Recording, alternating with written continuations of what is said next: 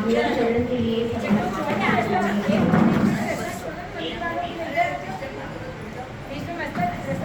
नमः श्री वर्धमानाय निर्धूते कैलासमने सालोकानां त्रिलोकानां यद्विद्या दर्पणायते यद्विद्या दर्पणायते। पंच परमेश्वरी भगवान की जय। एकराशि नेमिनाथ भगवान की जय। परम पूज्य आचार्य श्री आदि सागर जी महाराज की जय। आचार्य श्री महावीर कीर्ति महाराज की जय। आचार्य श्री विमल सागर महाराज की जय। आचार्य श्री तपस्वी सम्राट सन्मति सागर महाराज की जय। आचार्य गुरुवर सुंदर सागर महाराज की जय। समय विश्व धर्म की जय। दिनवाणी माता की जय।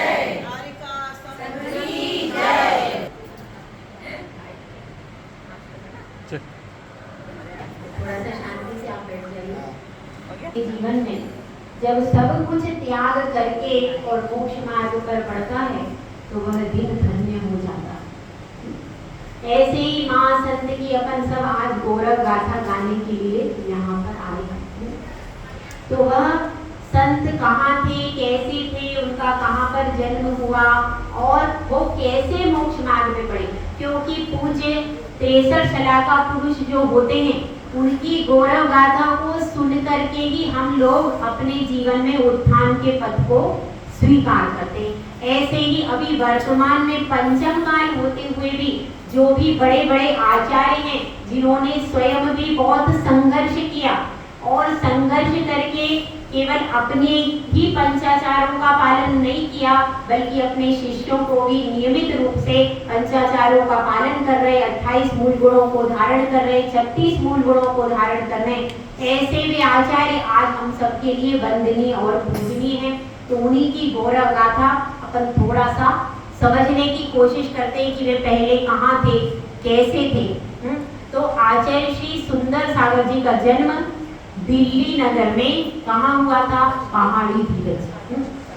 जन्म तो उनका पानीपत में हुआ, लेकिन वो पिता का जहाँ गृह होता है वहीं पुत्र का जन्म माना जाता है। तो ऐसी उनकी गौरव गाथा है कि जब उनका जन्म नहीं हुआ था, जब वे गर्भ में आए तो माता को ऐसा लगा कि मुझे तेला करना चाहिए।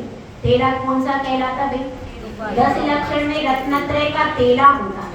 तो माता को ऐसा लगा कि मुझे तेला करना चाहिए, और अकेला माता को नहीं लगा, उनके परिवार के 21 व्यक्तियों को लगा कि हमको तेला करना चाहिए। और ऐसे भाव बने, और उस अवस्था में देखिए अब तो बेड रेस्ट हो जाता है, कहाँ तेला क्या, एक भी उपवास एक आसन भी कोई नहीं करता, लेकिन जो महापुरुष होते हैं वे अपने कुछ न कुछ संकेत दिया करते हैं। ऐसा ही उन्होंने माता को संकेत किया और माता के 3 उपवास करने के भाव बने। जो माता अपने पास बैठी हुई है यही उनकी गृहस्थ अवस्था की माता है, आपको पता है। आज भले हमें आचार्य के दर्शन नहीं हो रहे, मगर कम से कम उस जननी के दर्शन हो रहे जिन्होंने 9 माह इनको गर्भ में रख करके और संस्कार दिए और आज इस पद तक पहुंचाया है। तो ऐसी देखिए स्त्रियों का इसीलिए महत्व है। क्यों महत्व है? कि वो तीर्थंकर जैसे महापुरुष की जननी होती।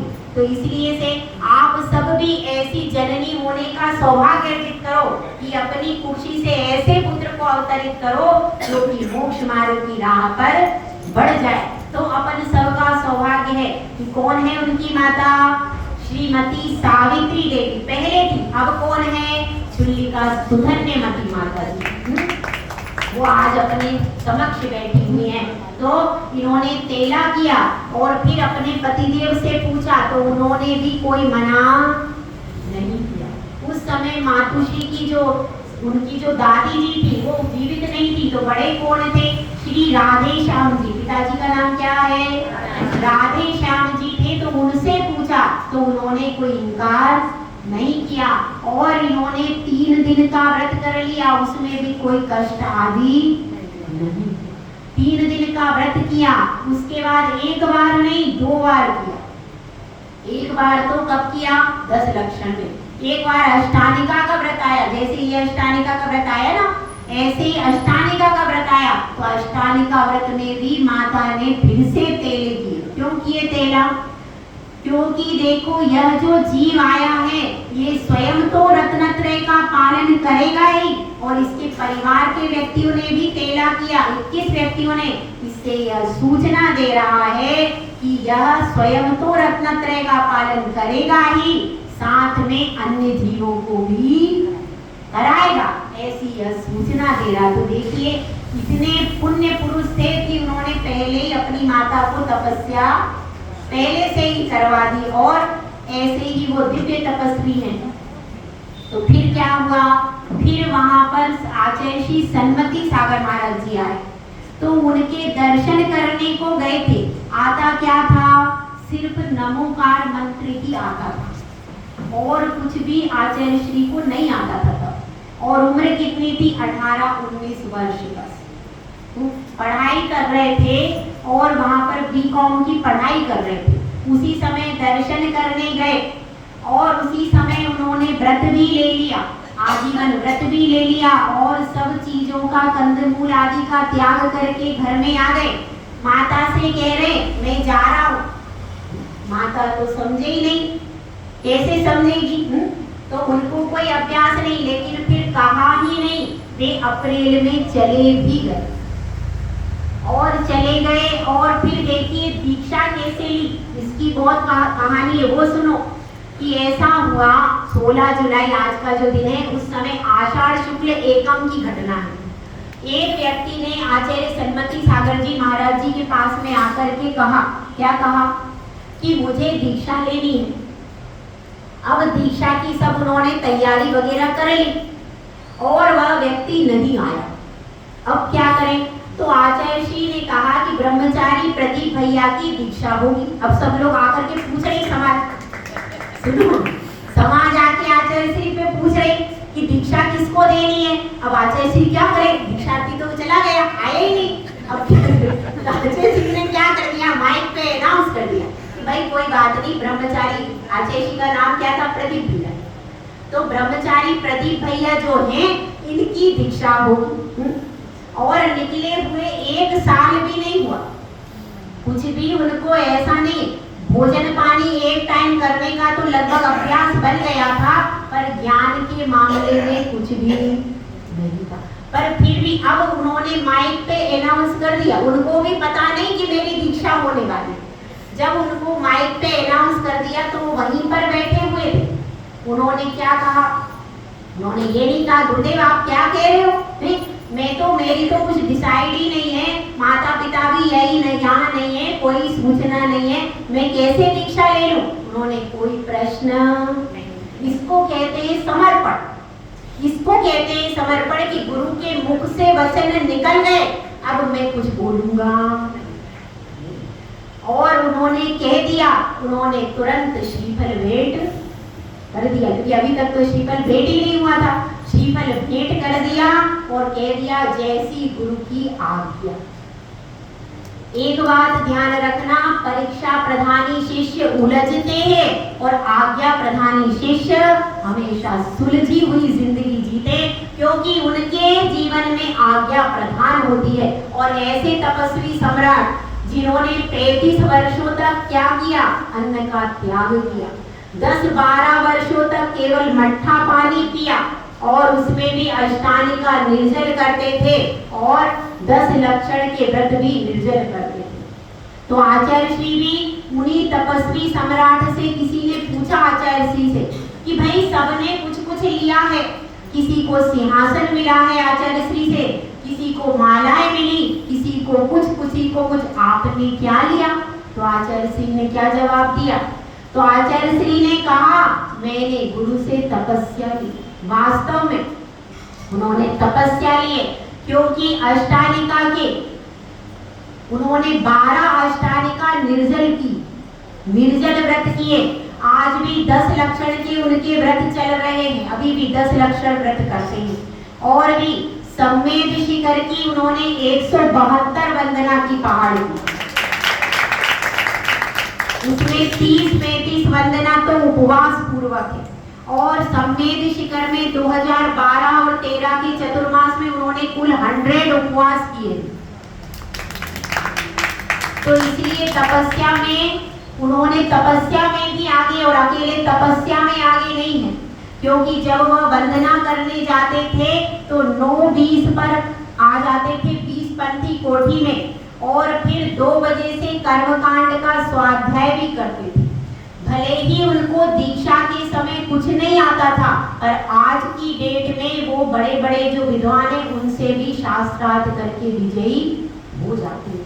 आज के उनका टाइम शेड्यूल 2 बजे से बैठते हैं तो कभी भी दिन में कहीं लेटने का काम नहीं है। पूरे टाइम ज्ञान ध्यान तप की त्रिवेणी में प्रति समय जो स्नान करते रहते हैं। ऐसे आचार्य श्री हैं जिन्होंने 3 परिक्रमा भी लगा ली उस समय पर, 108 परिक्रमा भी लगाई। किसकी? सभी टोकों की 108 परिक्रमा 2 बार उन्होंने लगाई।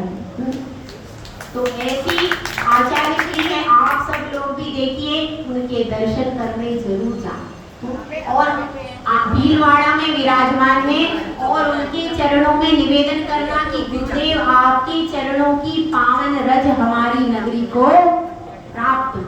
ऐसी भावना भाना, ऐसे गुरुदेव हैं हाँ, जिनकी चर्या में भी वे एकदम कड़क है। हर प्रकार से अपना मन ज्ञान ध्यान तप में लगा करके आज 24 साधु उनके साथ में हैं।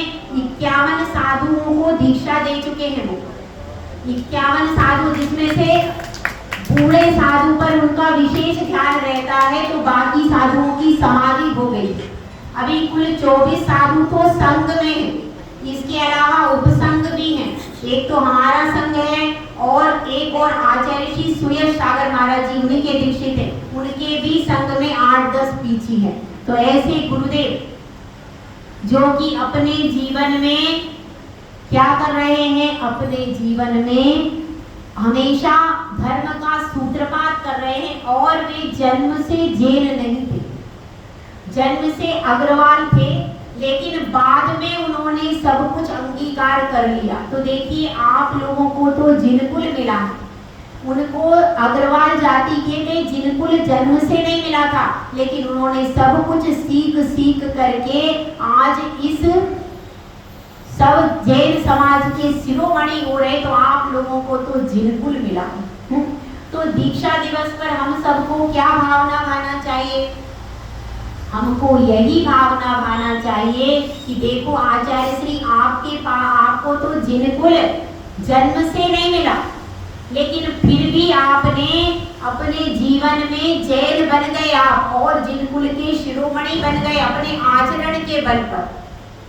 तो हमको तो जिनकुल जन्म से मिला, तो फिर हमको पुरुषार्थ करके अगर हम चाहें तो हम सब दीक्षा क्यों नहीं ले सकते?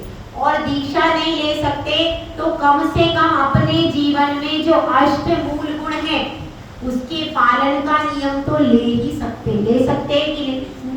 तो आज जो संयम दिवस है, उस संयम दिवस में सब लोग नियम लेकर के उठना, कम से कम अष्ट मूल गुण का पालन तो जरूर करना। और दूसरा नियम कि अब चाहे हमारा मरण हो, चाहे हमें जिंदगी मिले या ना मिले, हम वीतरागी भगवान के चरणों को छोड़कर और कहीं भी कभी भी नहीं जाएंगे। चाहे आपत्ति हो, विपत्ति हो, कुछ भी हो, लेकिन जिएंगे तो भगवान के चरणों में, और मरेंगे तो भगवान के चरणों में। ऐसी प्रतिज्ञा लेकर के आप सब यहाँ से उठना, और यही प्रार्थना करना कि जो आचार्य परमेष्ठी धर्म की ऐसी गंगा बहा रहे हैं, हमारे नगर में भी उनके श्री चरण पड़े, और हम भी अपने जीवन में दीक्षा लेकर समाधि मरण करके अपने जीवन का उद्धार करें। जय बोलो आचार्य सुंदर सागर महाराज की।